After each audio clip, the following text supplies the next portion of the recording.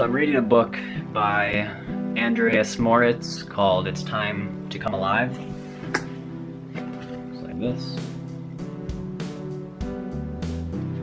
It's a really great book. I'm getting towards the end of it, and he goes over what he calls the 12 gateways to creating heaven on earth. And so one of the gateways that he talks about is silence and embracing silence. And so what he recommends is that you take at least an hour a day to just sit in silence, whether it be in nature or in your house, in a comfortable chair, and you just be silent. And the power in this is that silence is the essential component to any action that can take place on this planet or in this reality.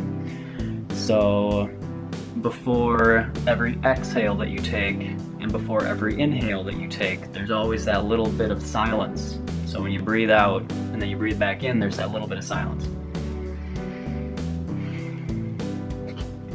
Or when you're walking, one leg is always silent before it starts moving again. And so you wouldn't be able to walk without that silence within each leg. And so when we're sleeping, we're being silent, and then that allows us to be active during the day. And you could go on and on with different examples. I decided to try this, and so I've been sitting here silently just observing out my window right now, just kind of watching the clouds and the trees, and a lot of different things started coming up in my mind that I just want to kind of go over. And if it brings up some insights in you, that's kind of the reason why I'm sharing this. So it might inspire some thought within your mind. And I encourage you to try this out.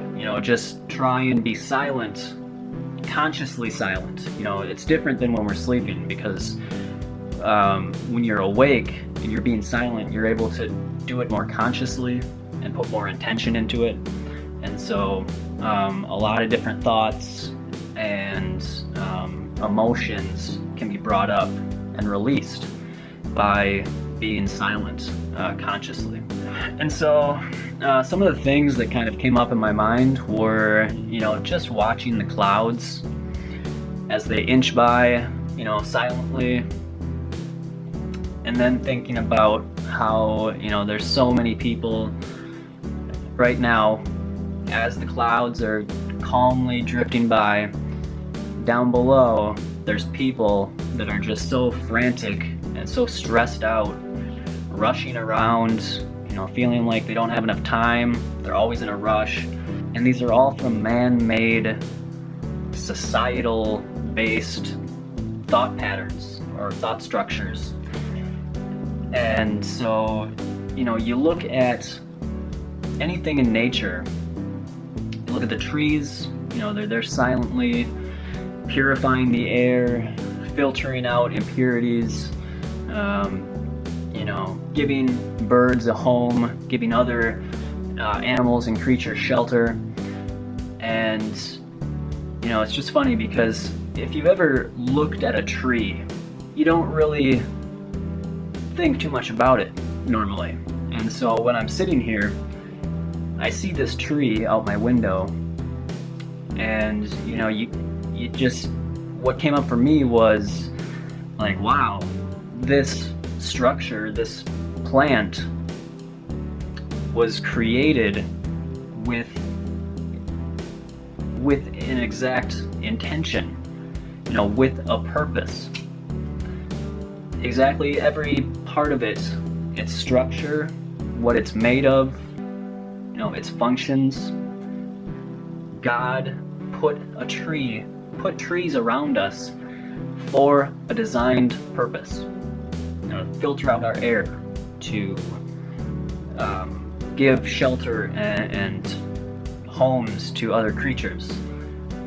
And so, a lot of people just see a tree. But when you think about it, You know, it has so many defined purposes given to it by God and by nature that we take for granted.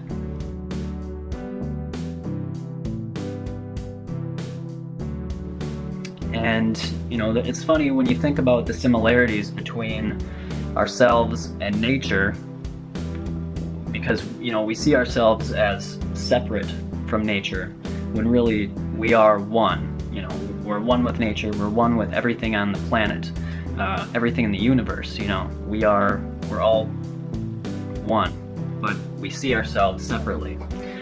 But when you look at things like trees, they look identical to a neuron. And so what you can take from that, or what I take from that, is that trees are like the nervous system of the planet, the neurons of the planet.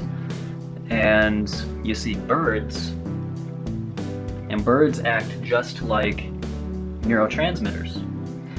They're always, you know, flying between different trees. And what kind of came up in my mind is that, you know, trees they hold information and wisdom from their many years on the planet. They take in information from their surroundings and they hold that, and they're able to transmit some of that information to other trees in other areas by the birds that land on them. They take in some of that information and then they fly to the next tree and transport that information, just like our neurons do with neurotransmitters. And then we think about how we are clearing out our forests and we're chopping down trees, and we're basically destroying the nervous system of our planet. And on top of that, we're using GMOs, fertilizers and pesticides. We're putting all other sorts of man-made pollutants in the atmosphere, in the water, in the soil, that is killing the birds, the bees, because the bees and the insects, they do the exact same thing with, like, the flowers. You know, they're basically the neurotransmitters between the flowers.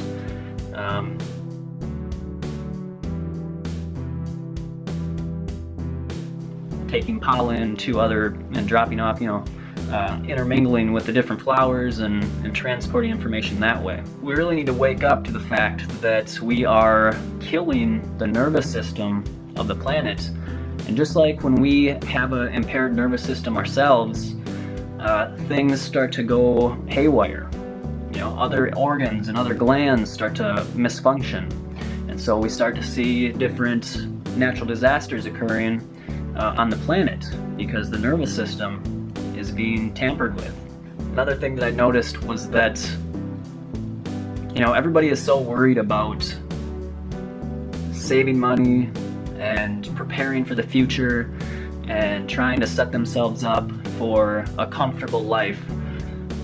And you see the birds, as I'm watching the birds out my window, you know, they appear to be happily, you know, just wandering around looking for worms, but not in a way that looks frantic or like they're stressed out. So what you can kind of see by that is that the birds understand that nature provides for us. You know, nature loves us, God loves us, and He put us in an environment that provides for us. It gives us everything that we need, and we don't have to worry about not being provided for until, you know, we put ourselves in these societies and these cultures that really mess things up, and they make life much harder for many people than they should be.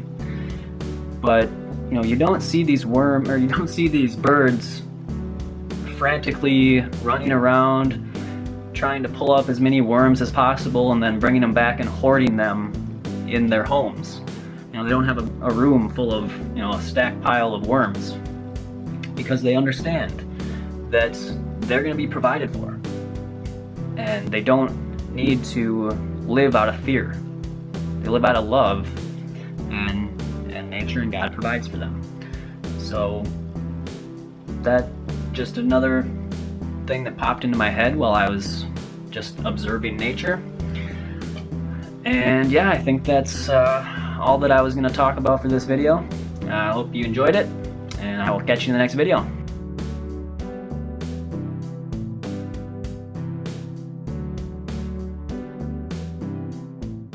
Detoxify your mind and body. Be the change you want to see. Small steps towards living better. Small steps to where I want to be.